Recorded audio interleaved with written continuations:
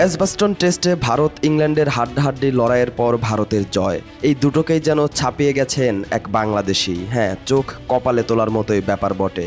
Edgbaston টেস্টে নিখুঁত umpiring করে আলো কেড়ে নিয়েছেন বাংলাদেশি আম্পায়ার শরফুদ্দৌলা ইবনে শহীদ সৈকত। অনফিল্ড আম্পায়ার সৈকতকে নিয়ে তাই আলোচনা চারদিকে। সৈকতের একের পর এক নিখুঁত সব সিদ্ধান্ত দেখে মুগ্ধ হয়েছেন বিশ্বের ক্রিকেট বোদ্ধারা, যাদের একজন ভারতীয় কমেন্টেটর ও ক্রিকেট বিশ্লেষক হার্ষা ভোগলে।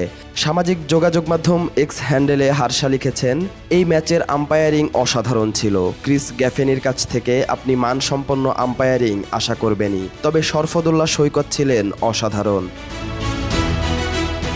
এজবাস্টন টেস্টে সৈকত মূলত আলোচনায় আসেন ভারতীয় ওপেনার জয়সওয়ালের একটা আউটের সিদ্ধান্ত জানিয়ে। তরুণ এই ব্যাটারের সাথে যেন সৈকতের একটা অদৃশ্য যোগসূত্র আছে। ভারতীয় এই টপ অর্ডার ব্যাটসম্যান এবং সৈকত আম্পায়ারিংয়ে থাকলে একটা না একটা কিছু ঘটবেই। সেই মেলবোর্ন থেকে শুরু করে এই ধারাবাহিকতা এজবাস্টনেও চলছে। এজবাস্টনে জয়সওয়াল সংশ্লিষ্ট সিদ্ধান্তে তৃতীয় ব্যক্তি হিসেবে তর্কে জড়িয়েছেন ইংল্যান্ড অধিনায়ক বেন স্টোকস।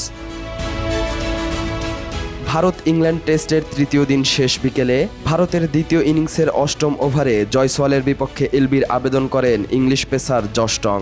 আম্পায়ার সৈকত আঙ্গুল তুলে আউট ঘোষণা করেন। জয়সওয়াল আম্পায়ারের সিদ্ধান্ত চ্যালেঞ্জ করবেন কিনা তা নিয়ে দ্বিধাদ্বন্দ্বে ভুগছিলেন। শেষ পর্যন্ত নন স্ট্রাইক প্রান্তে থাকা ব্যাটার লোকেশ রাহুলের সঙ্গে পরামর্শ করে রিভিউ নেন। সৈকত নিয়ম অনুযায়ী টিভি আম্পায়ারের কাছে পাঠিয়ে দেন রিভিউ আবেদন, তবে এ সময় সৈকতের দিকে ছুটে যান বেন স্টোকস।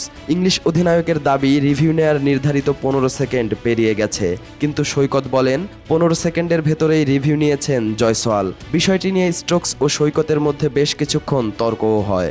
এর মধ্যে টিভি আম্পায়ার পল রাইফেল সিদ্ধান্ত দেন যে জয়সওয়াল আউটই ছিলেন, যার মানে সৈকতের সিদ্ধান্ত ঠিক ছিল।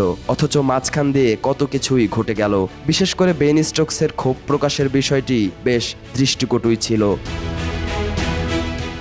এই টেস্টের প্রথম ইনিংসেও জয়সওয়ালের বিপক্ষে সৈকতের সিদ্ধান্তে নাখোশ হয়েছিল ইংলিশরা। ক্রিস ওকসের বলে জয়সওয়ালের বিপক্ষে এলবির আবেদনে সাড়া দেননি বাংলাদেশি আম্পায়ার সৈকত। সিদ্ধান্ত চ্যালেঞ্জ করে ইংলিশ অধিনায়ক রিভিউ নিলে আম্পায়ার্স কল বহাল থাকে।